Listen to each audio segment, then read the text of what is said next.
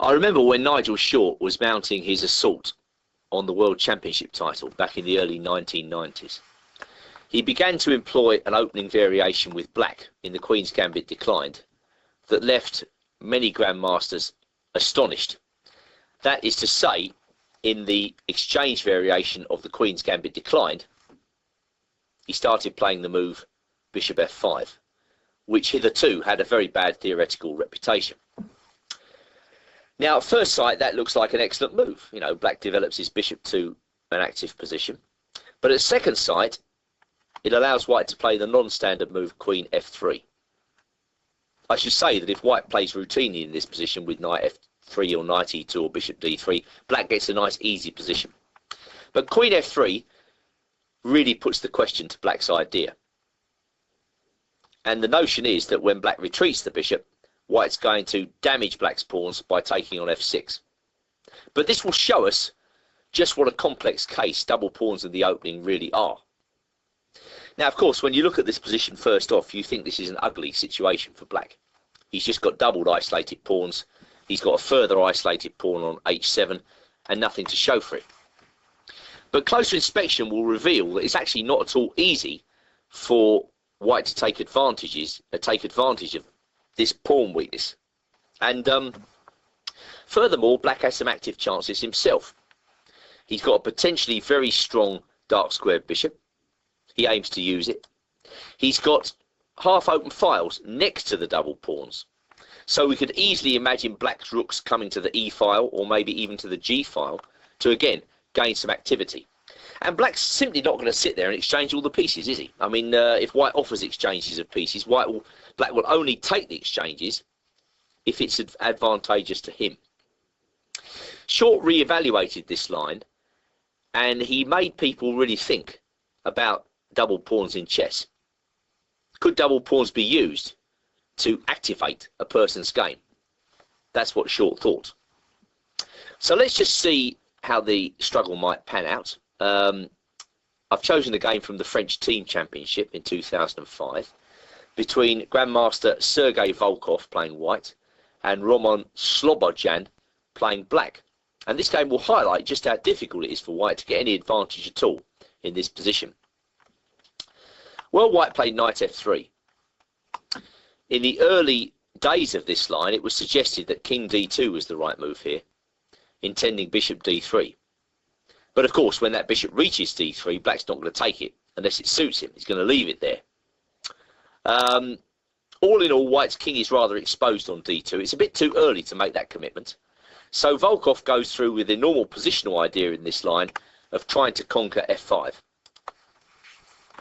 If white can restrain black on that square, if he can occupy that square at the right moment, then he can tie black down.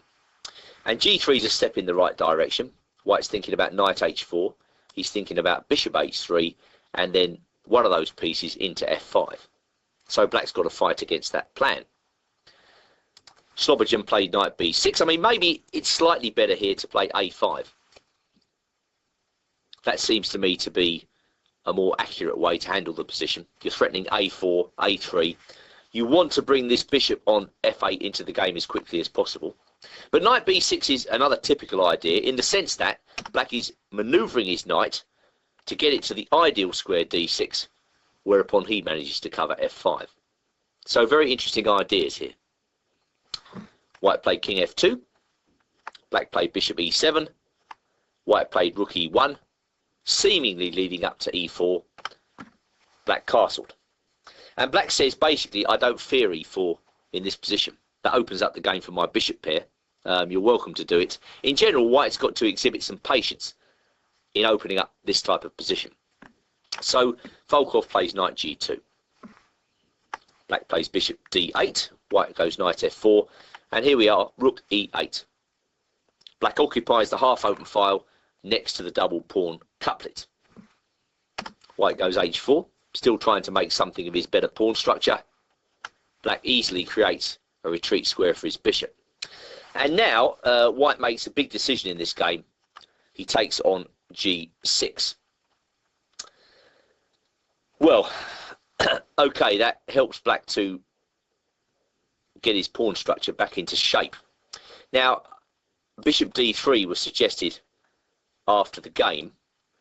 I think then black would probably be better off playing king g7, now h5. This was thought to be a better way of playing. That forces the exchange on d3, excuse me. And maybe it's slightly surprising that Volkov didn't play this way, but I think in this particular position, black would go f5. And now it's a complex situation. I mean, I think maybe white should have done this, but black is not without chances. As you can see, he's using his pawn on f5 to restrain the white pawns, and black is getting ready to work up some chances on the queen side. So this would be simply unclear. Instead, knight takes g6, f takes g6, g4 is an attempt to get some pressure on the king side by pushing h5 at the right moment. This is what white did, g5. But okay, white can use f5 and g6 for his bishop here, but you can't help but get the impression that most of black's problems are over. So rook d1 was answered by rook f8. White tried to probe the black king side, but to no avail. Black puts his rooks on the e-file and gains sufficient counterplay. So the game drifted to a rather uneventful draw here. White was completely unable to make anything early on of the double pawns. Instead, we get a rather dreary middle game position now. And of course, this is the type of position that Short envisaged when he was investigating this line. White could do nothing better than to get this type of middle game position. So this was an easy way to nullify the dangerous exchange variation of the Queen's Gambit. So here we are, the two players are still playing on. Nothing much is happening in this game. They seem petrified to do anything at all. White tries to play b4. Black is right on time with his counterplay. And after bishop d3, the two players agreed to a draw. So just going back, this short re-evaluation with bishop f5, bishop g6, allowing the double pawns, was a very interesting one. And the jury is still out on this line. Many black players play this way. It's a curious case of how a position can look bad, but in fact when handled correctly, is not that bad at all.